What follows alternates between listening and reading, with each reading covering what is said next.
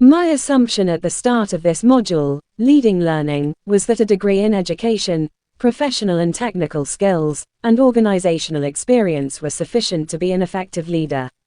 We discussed the distinctions between management and leadership in the first teaching lecture.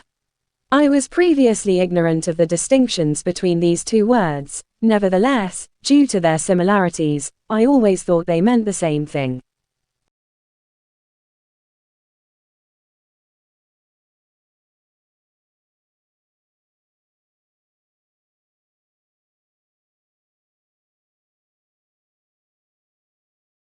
This involves leveraging increased self-efficacy and motivation to execute well-structured plans.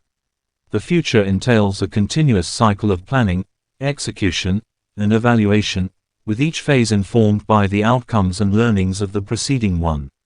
The goal is not only to achieve specific objectives but also to cultivate a resilient and adaptable approach to goal attainment.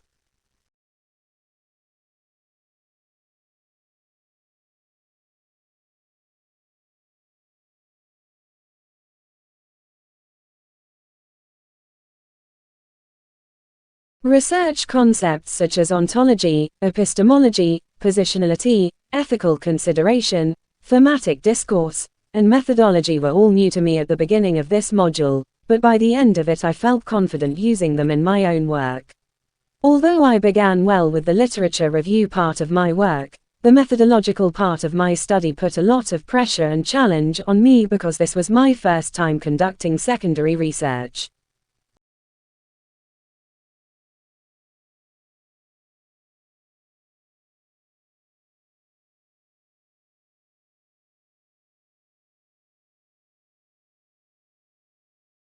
My current state in the PPF model is transitioning into the follow-through phase, where the plans laid during the planning phase are executed. The concept of self-efficacy, as described by Bandura's social cognitive theory, plays a crucial role here. My current focus is on bolstering self-efficacy, the belief in my capability to execute actions successfully, which is vital for transitioning plans into tangible outcomes.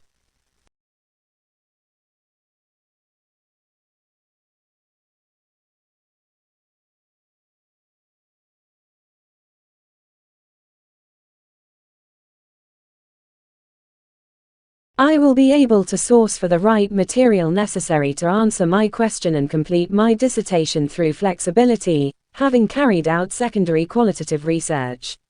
To conclude, being proactive, reflective, investing time and energy in my personal and professional development, and model self-directed learning is my watchword.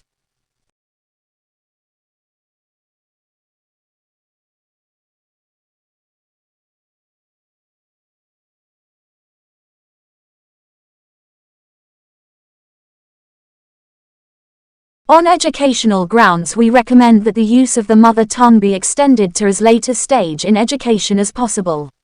In particular, pupils should begin their schooling through the medium of the mother tongue, because they understand it best and because to begin their school life in the mother tongue will make the break between home and school as small as possible.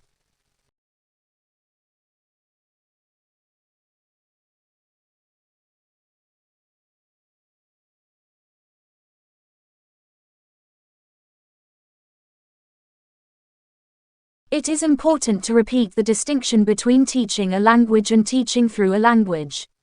Language acquisition in bilingual immersion, heritage and dual language bilingual programs is mostly through a second language being used as a medium of instruction.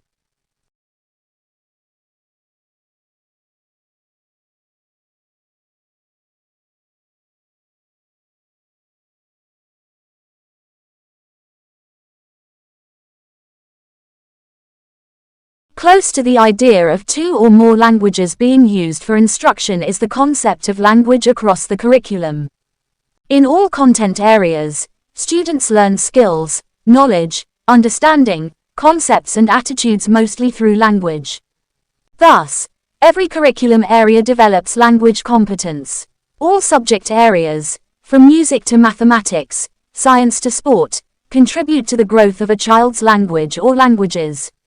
At the same time, achievement in a particular curriculum area is partly dependent on proficiency in the language of that area. Obtaining fluency in the language of chemistry, psychology or mathematics, for example, is important to understanding that subject.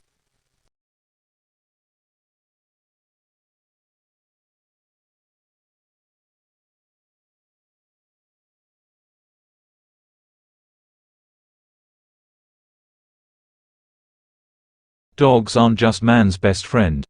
Previous studies have shown that kids with dogs are less likely to develop asthma. Now a new study may show how, if results from mice apply to us. The work was presented at a meeting of the American Society for Microbiology. The study tests what's called the hygiene hypothesis. The idea is that extreme cleanliness may actually promote disease later on. Researchers collected dust from homes that had a dog. They fed that house dust to mice.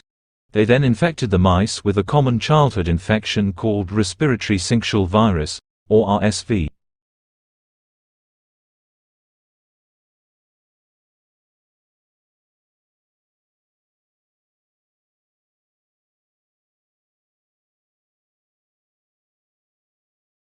In animals, a movement is coordinated by a cluster of neurons in the spinal cord called the central contract patterns generator, CPG. This produces signals that drive muscles to contract rhythmically in a way that produces running or walking, depending on the pattern of pulses. A simple signal from the brain instructs the CPG to switch between different modes, such as going from a standstill to walking.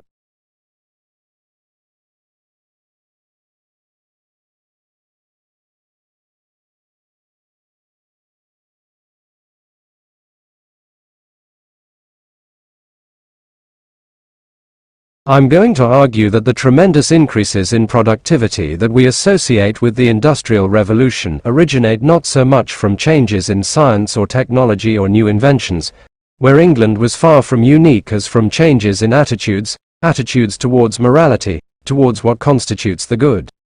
Attitudes towards property, which became England individuals long before it did on the continent. Attitudes toward the proper role of government. And together, these attitudes constitute much of what the Luddites were protesting against.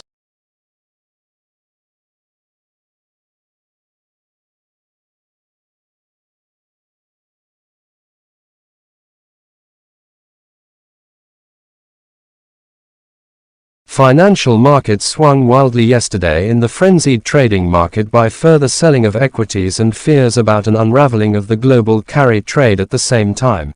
Trading in the US and European credit markets were exceptionally heavy for a third consecutive day. London trading was marked by particularly wild swings in the prices of credit derivatives, used to insure investors against corporate defaults.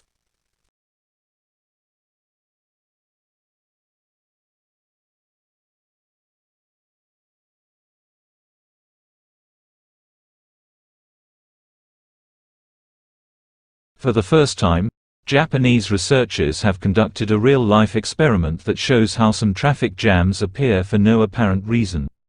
They placed the 22 vehicles on a single track, and asked the drivers cruise around at a constant speed of 30 km an hour. At first, traffic moves smoothly, but soon, the distance between cars started to vary and vehicles clumped together at one point on the track, but the jams spread backward around the track, like a shockwave at a rate of about 20 km an hour. Real-life jams move backward at about the same speed.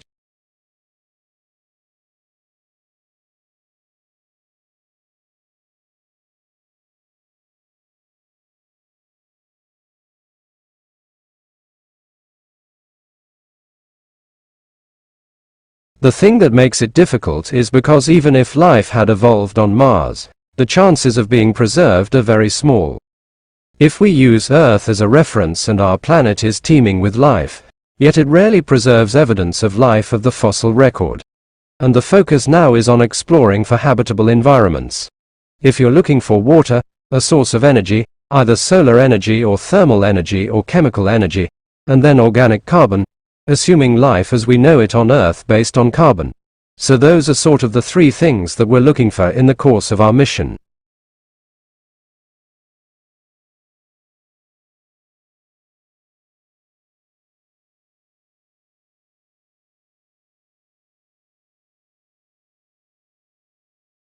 We are trying to understand the locomotion of one of our closest living relatives, which is the orangutan, and also the locomotion of all of the apes and the common ancestor of humans and the other apes. And in that area, we have had a big problem traditionally, and that we know a lot about how they move around the forest. I've been out to the forest and spent a year recording the different types of locomotion they use, but we have no idea about the energetic cost of how they move around the forest and the solutions that they find to problems of moving around the canopy.